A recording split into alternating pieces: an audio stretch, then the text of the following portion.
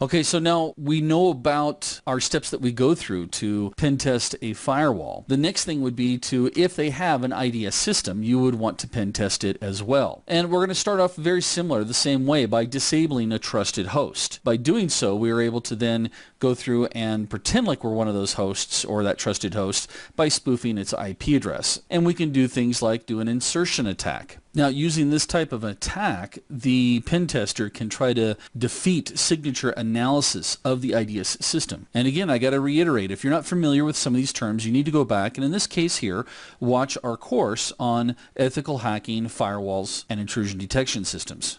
Our next step would then be to try an evasion attack. This type of an attack is a technique that allows the attacker to get the IDS to reject a packet that the end system accepts. We would then also try to do a standard denial of service attack. Again, this takes place when the attacker sends so much data to the IDS system that it can't process every packet. Very similar to a flood. And because it's so busy, it allows malicious traffic to actually pass through without being logged. You would then try to do an obfuscation test. An IDS system has to be able to detect all malicious signatures regardless of their format. So to confuse the IDS system, you could go through and encode traffic, encrypt it, or even fragment it so that it's so obscure that the IDS system just ignores it. Our next step would be then to create a ton of false positives so that it's difficult, if not impossible, to identify where the real attack is on the IDS system. We overload the log files, kind of similar to the boy who cried wolf, right? After we do that, our next step would be then to try to do a session splicing. In session splicing, what you do is you deliver data in multiple small size packets, and it becomes very difficult again for the IDS systems to detect attack signatures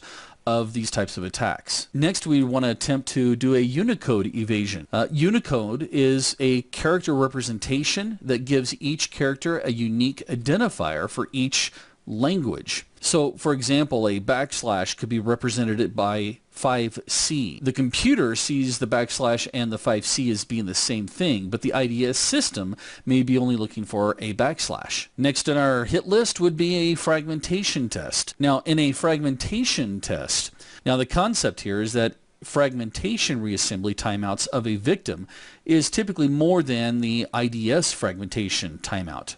So, pretend, for example, that you've got 15 seconds is your IDS fragmentation reassembly timeout, and the system that you're hitting has a 30-second timeout. Well, we can simply send the second fragment with a delay of 15 seconds, but still be within the 30 seconds after sending the first fragment. And what happens is that the target reassembles the fragments. At the IDS, the fragmentation reassembly timeout parameter kicks in and the timeout takes place. As the IDS has already lost the first fragment due to the timeout, the second fragment received by the IDS will be dropped. So in essence, the victim will reassemble the fragment and will be attacked, where the IDS won't even notice anything at all. Another test that you'd want to try to implement is an overlapping fragments. Now, in this case, the attacker sends packets in such a way that the one packet fragment overlaps data from the previous fragment. And the packets are actually designed in such a way that the victim's computer will reassemble the packet. And in that packet, we'd have an attack string that gets executed. Since the attack string is fragmented, the IDS is unable to actually detect it. But wait, there's still even more that we can test. We'd want to try a TTL test or a TTL attack. TTL, again, being short for time to live. In this type of attack, we take advantage of TTLs that have been set both at the IDS system and at the victim's system or the target system. And we can use tools like traceroute to determine what the TTLs are. We then want to test for any vulnerabilities to an invalid reset packet. In this case here, we send invalid reset packets with an invalid checksum, which causes the IDS system to stop processing the stream as the IDS thinks that the communication session has actually ended. However, the end host sees this packet and drops the packet if it's invalid after verifying the checksum. In fact, some IDS systems will actually stop reassembling the communication as they look at this packet as an actual termination of all communication. We would then want to try to do an urgency flag test. Now, in this particular case, some IDSs actually don't consider the TCP protocol of urgency being a feature. So what happens, we just place garbage data before the urgency pointer, and the IDS reads the data without considering the end host's urgency flag. Next up on our test would be to then look for any polymorphic shellcode attacks or vulnerabilities. In a polymorphic shellcode attack, just like we know about polymorphic viruses, they're always changing, right? So what happens, we send a malicious data that continually changes its signature. Since the new signature of the data doesn't match the old signature entered into the IDS signature database, the IDS is unable to point out any mischievous or malicious data, and therefore it passes right through. Next in our wonderful list of tests on these IDS environments is to look at an ASCII shellcode attack. Now when it comes to ASCII shellcode, this particular test isn't all that powerful, because what we're actually doing here is we're actually bypassing, or we're attempting to bypass, commonly enforced character restrictions within the string input code. And so because it's come across as ASCII, the IDS pattern matching signatures don't really pick it up. The other issue that we have here is that assembly instructions that we might try to execute, not all of them can be converted directly over to ASCII values. So it kind of limits what the shell code can do under certain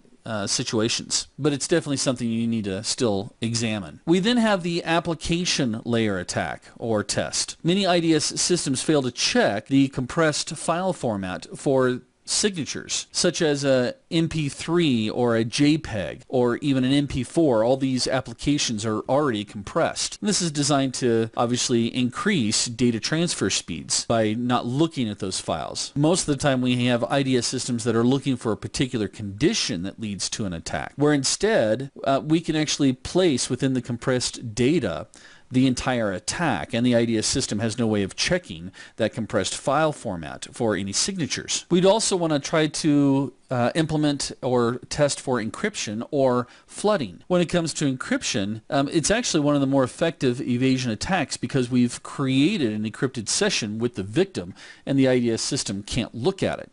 Same thing with flooding. Well, I shouldn't say same thing, but very similar. With flooding, a true attack traffic may go undetected if we send a ton of unnecessary traffic to produce a lot of noise. And it's kind of the same thing with flooding. Well, not really.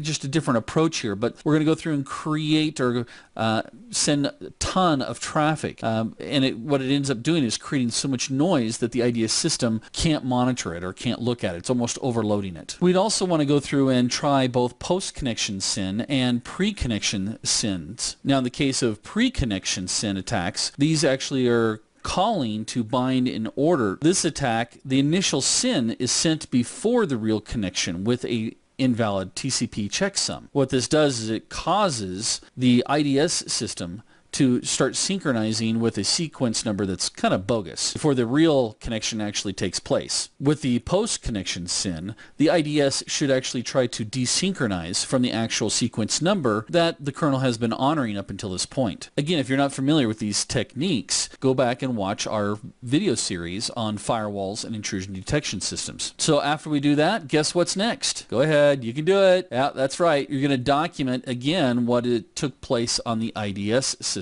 Now, as I mentioned before, some companies may not have IDS systems. They may only have firewalls, or they may have a combination firewall IDS system.